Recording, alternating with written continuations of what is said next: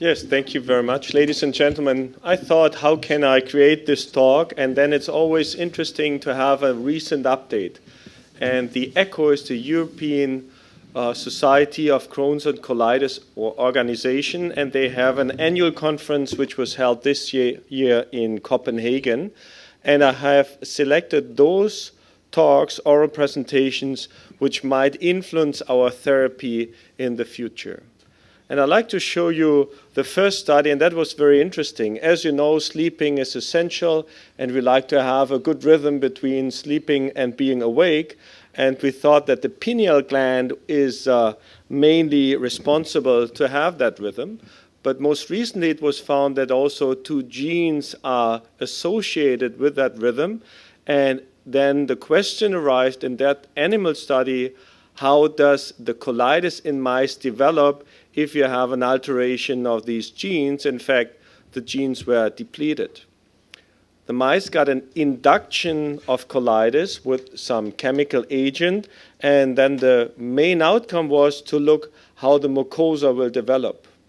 Most surprisingly, it was not only that those mice which could not sleep well had more inflammation in the colon, they also died more often. So there was a significant increase of mortality in mice with the so-called PER mutation. So for our patients, maybe to reduce stress and have enough sleep might be the first tip which can be recommended. And as George T. has shown to you, there's a big interaction between the brain and the gut with a lot of nerve interactions. Then we have to think about the differences in children and adults and the elderly, and what do we see and how can we kind of predict the disease course, especially in children.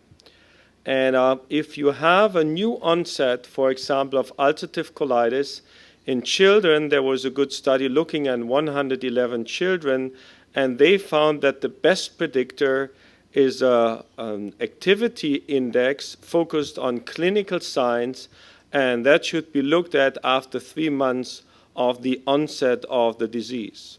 You can give several points to that activity index, and you see based on that points you can maintain a therapy or you can increase the medical therapy. So in children it might be very useful to look on very distinct clinical outcome parameters, whereas in adults we even taken more into account that we do some endoscopy and look on mucosal alterations as well as the calprotectin, which can be analyzed in the stool. Here you see the activity index. It differentiates the stool frequency, rectal bleeding, mucosal appearance, and the physician rating of disease activity. Then we look into elderly patients, and that was a study of Limburg in the Netherlands, and they looked on the onset of the disease, which was less than 60 years or above, and the endpoint was the course and the medical therapy. And interestingly, the elderly patients were more often hospitalized and showed more often left side colitis, so less pancolitis, but there was no difference in colectomy, multiple hospital stays, or progression. And here you see the use of thiopurine, and here the use of infliximab, and this is the elderly onset, and then you see that the blue line is underneath the red line showing that those patient leads require less immunosuppression or TNF-alpha blockage. So if you have a patient, and as you know that IBD, the longer you have it, the less intense it becomes. But if you have somebody with a late onset, also here, you might have to hospitalize that patient, but you need not as strong medication, and the disease course might be much better. Then what about medical therapy and what is new here? And here the big question is still whether we should do a so-called step-up therapy, so to increase the medical therapy, or a step-down therapy. And that was the comparison about that conventional therapy, somehow step up, versus early combination therapy where adalimumab, another TNF-alpha blocker, very comparable to infliximab, and combination with thiopurine. And there were more than 1,000 patients included in outpatient centers, and the randomization was not per patient, it was per outpatient center, so that all those patients in one dedicated outpatient center had the same therapy. And the endpoint were primary, what is about the remission after 1 year and 2 years, and secondary, what is about the complication rates, especially hospitalization rate and need for surgery. Then the overall rate of combination therapy, which could also happen in the conventional therapy if you have to step up, was less with 6.5% versus the combination group where earlier that combination was done. Most interestingly, there was no difference in terms of remission, and that is the main outcome for the patient. So combination or conventional therapy lead to the same rate of remission. However, the secondary and maybe also very important outcome parameters, hospitalization and surgery, there was a clear advantage if you started early with a combination of adalimumab and thiopurine. And you see here also the curves, and the curve here is where you have the conventional therapy, where you see more hospitalization and complication rates. So top-down therapy leads to less complications compared to step-up, but I'm not fully convinced that we now have to do that in all of our patients because the remission rates are not different. What is about the side effects of thiopurine or thiopurines, what you can give to the patients which need long-term medical therapy? And about 20% of patients requiring thiopurine, but they have to stop based to leukopenia, and there was a very nice randomized study where there could be analysis of an enzyme which is important for the metabolization of thiopurines, and if you analyze that TPMT, then you can make a dose adjustment. And you see based on the genetic analysis, the dose was adjusted to 50% or 10% of the standard dosage, and that would compare to the normal approach, what we would do, we just would give 2 milligrams per kilogram body weight to that patient thiopurine and just start it and then check the blood, and if the leukopenia occurs, we have to stop. By the way, there are also the risk of pancreatitis or hepatitis. And then you see the overall leukopenia rate with those patients having here mutation was about 10%. But if you do the adaptation based on the analysis, only less than 3% will develop leukopenia versus 22.9%. And I think the conclusion from that study is that the TPMT analysis will be standard of care. However, that is not well standardized yet in the laboratory, and also the costs are not clear yet, but there's a good trend that we have to use that test before to save the patients. What is about save the patients not to develop leukopenia and infections? What is about new antibody strategy? I think that's the overall trend you see in all that autoimmune disorders, that the understanding of the underlying mechanism is getting better and better. And there's a possibility with new antibodies or even old antibodies to block the homing of white blood cells from the blood vessels into the enteral tissue, because if you do not have your lymphocytes or white blood cells in the gut, then there will be no autoimmune response on that area. And one of the examples of an antibody which was developed to block that homing was natalizumab. And maybe you have read that in the New England journal, it has a good efficiency for IBD. However, patients developed a severe brain disease, which was caused by the JC virus, and this production of the antibody, or to bring it into clinical practice, had to be stopped immediately. Now there's a new antibody which have the benefits on one side, but it respects the blood-brain barrier, and 24 patients were treated, and it was quite a tough trial because spinal puncture was done before and after therapy, and then it was looked how the cerebral system might react based on the fluid and the amount of cells which were found there. and there were no effects. So maybe it's a new antibody. I called it natalizumab reloaded. Maybe we see here a new possible of therapy. But we also have to be careful with all the new antibodies. There are so many new names we have to learn. And I just would like to give you one example of a new drug. It blocks the interleukin 13. And interleukin 13 can induce hemoglobin E secretion from activated human B cells, and was a placebo-controlled trial in 12-week therapy. And the endpoint was, after 8 weeks, the reduction of the inflammation of the mucosa using the Mayo score.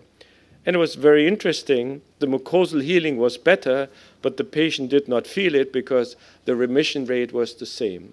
So it's not only to have better lab parameters. I think the efficiency has to be that the patient is much better.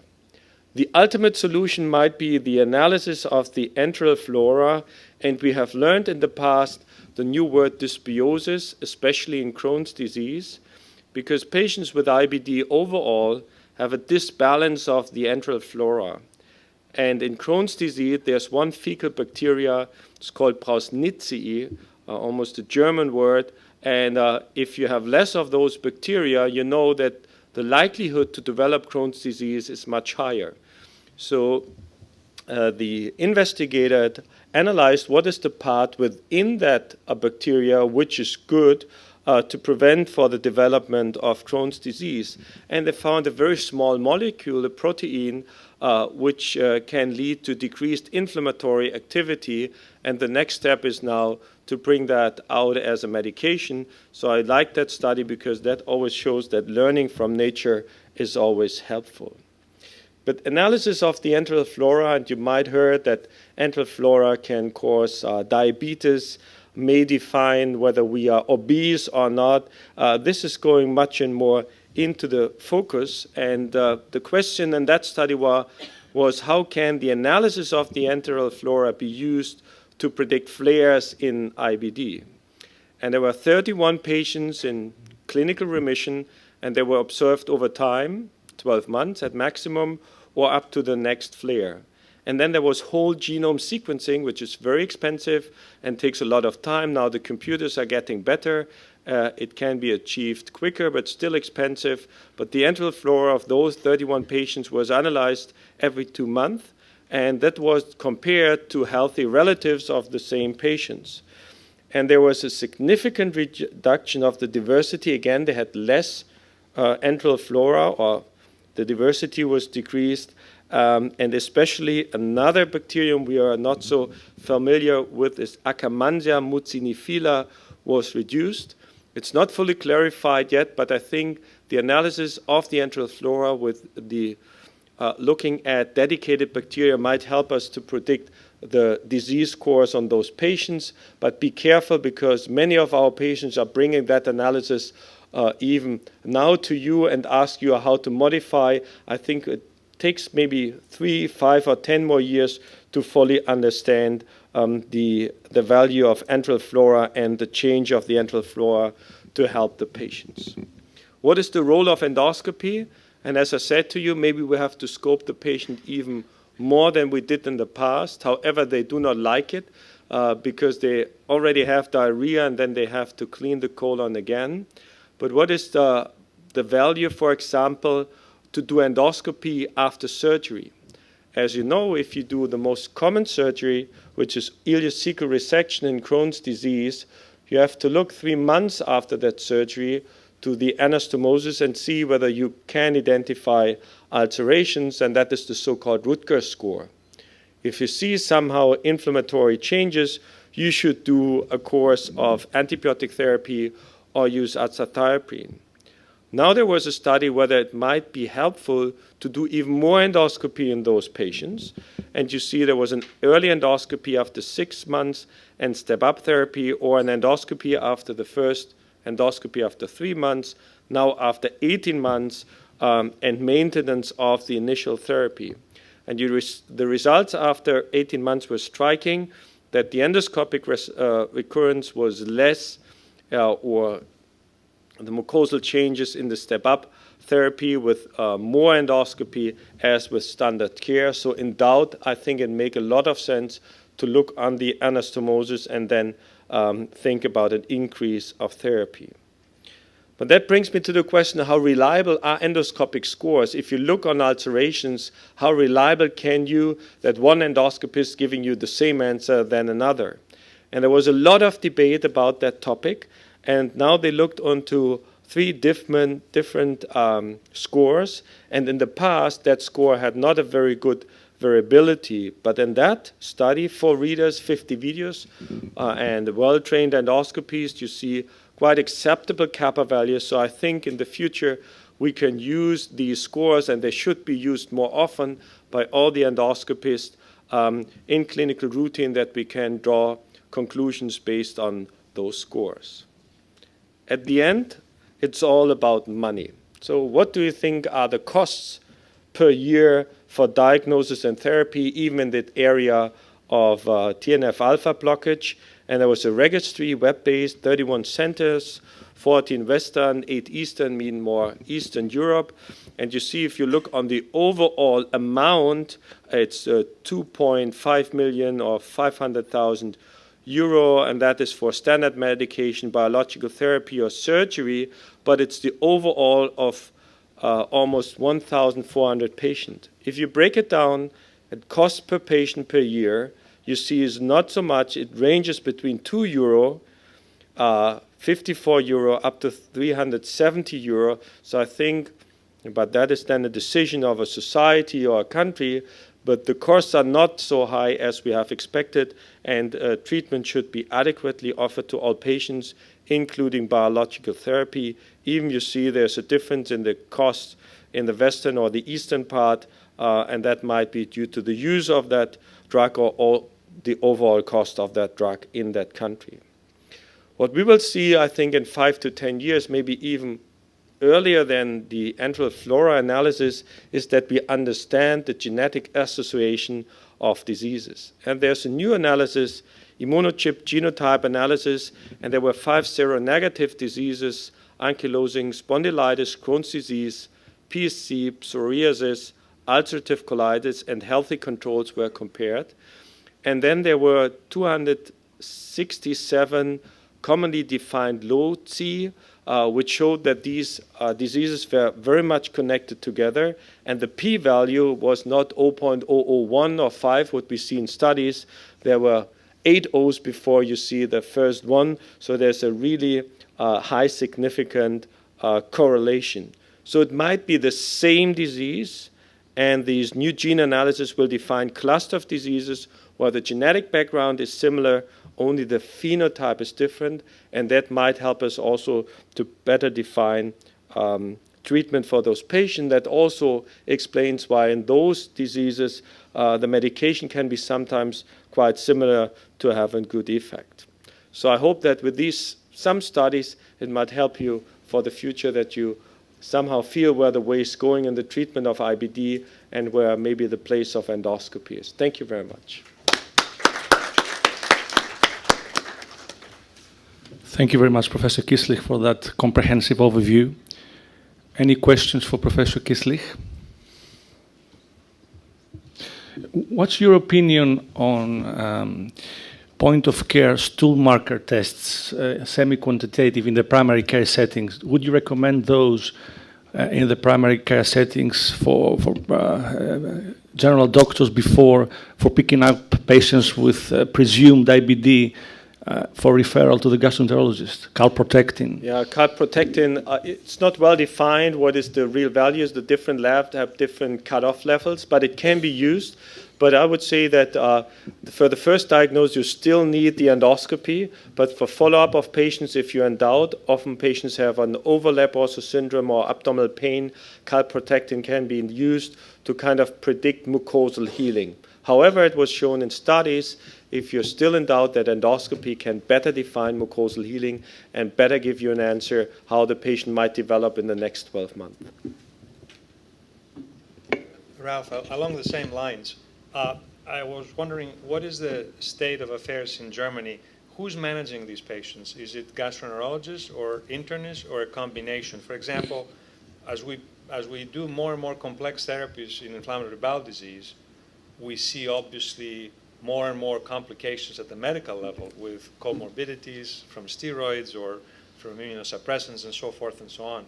Is a gastroenterologist adequate enough to manage the patient in the long run, or should it be always a team of a primary care who will attend the metabolic, cardiovascular, inflammatory, and other needs of the patient, in addition to the gastroenterologist potentially who will manage the immunosuppression or will manage the endoscopic aspects of the disease? How does it work in Germany? A very good question. As you have seen in the talk, it's getting more and more specialized, and we have in the clinics now special GI doctors which are now dedicated to IBD, as well as we have gastroenterologists dedicated to endoscopy. And then we have a board like an oncology board where we're sitting together in addition to the surgeon to find the right answer to those patients which are getting older, which is good very much because the therapy is better, but the disease itself getting more and more complex. And so we have the primary physician who can take care about the patients and make the initial diagnosis, but they always can ask for help in these specialized centers, and that is very good interaction in Germany, and it's very well adapted now.